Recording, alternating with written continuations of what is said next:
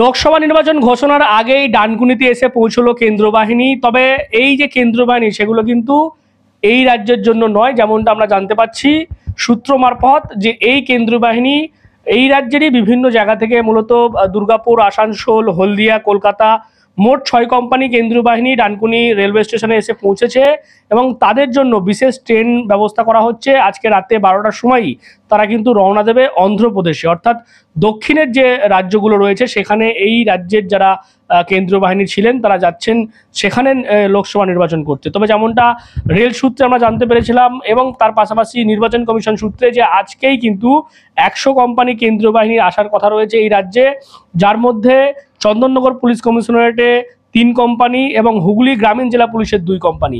তবে সেই কেন্দ্রীয় বাহিনী যেমনটা আমরা জানতে পাচ্ছি পুলিশ সূত্রে যে আগামী 3 তারিখের পর তারা এসে পৌঁছবে।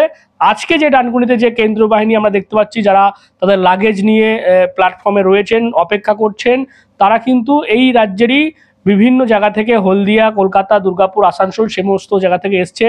মোট 6 কোম্পানি কেন্দ্রীয় বাহিনী রয়েছে ডানকুনি রেলওয়ে স্টেশনে। এই মুহূর্তে সেই ছবি আপনারা দেখছেন এক্সক্লুসিভলি একেবারে ডিএনএন বাংলায়।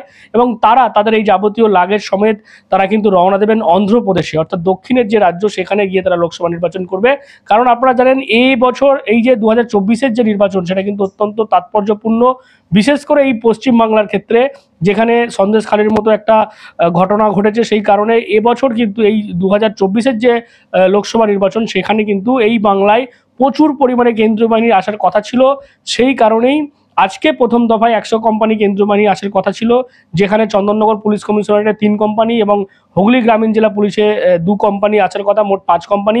সেই কোম্পানি কেন্দ্রীয় বাহিনী কিন্তু এখনো পর্যন্ত না আসলেও ডানকুনি স্টেশনে কিন্তু আমরা দেখতে পাচ্ছি এই কেন্দ্রীয় বাহিনী এসে পৌঁছেছে 6 কোম্পানি। তারা বিভিন্ন জায়গা থেকে এসছে, তারা কিন্তু অন্ধ্রপ্রদেশে যাবে। অর্থাৎ যাতে শান্তিপূর্ণ এবং সুষ্ঠুভাবে নির্বাচন হয়, সেটা পশ্চিমবাংলা হোক বা অন্য রাজ্য, সেখানে কিন্তু কেন্দ্রীয় বাহিনী মোতায়েন থাকবে। যার কারণেই কেন্দ্রীয় বাহিনী আজ থেকেই অর্থাৎ লোকসভা নির্বাচন ঘোষণার আগেই আজ থেকে কিন্তু রওনা হচ্ছে আমাদের এই পশ্চিমবঙ্গ থেকে, তারা অন্ধ্রপ্রদেশ যাচ্ছে এবং অন্যান্য রাজ্য থেকেও কেন্দ্রীয় বাহিনী তারা এই বাংলাতে আসবে। যেমনটা জানা যাচ্ছে প্রচুর পরিমাণে কিন্তু কেন্দ্রীয় বাহিনী বাংলার এই যে লোকসভা নির্বাচন সেখানে থাকবে, যাতে কোনো রকমভাবে অশান্তি বা বিশৃঙ্খলার সৃষ্টি না হয়।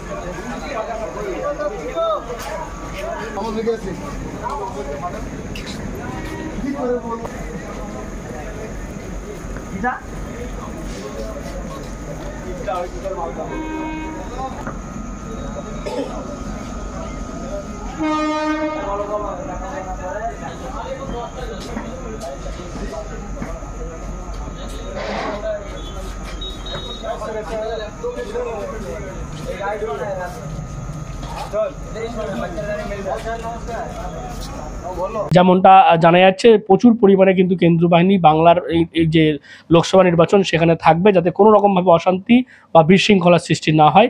তবে আজকে কেন্দ্রীয় বাহিনী কিন্তু ইতিমধ্যেই এসে পৌঁছেছে ডানকুনি স্টেশনে। মোট 6 কোম্পানি কেন্দ্রীয় বাহিনী রয়েছে, তারা যাবে কিন্তু এই বাংলা থেকে অন্ধ্রপ্রদেশে। আপনারা কি বলবেন এই বিষয় নিয়ে অবশ্যই কমেন্ট বক্সে। এরকম আরো খবর পেতে নজর রাখবেন ডিএনএন বাংলায়। ডিএনএন বাংলা সবার মনে সবার ফোনে।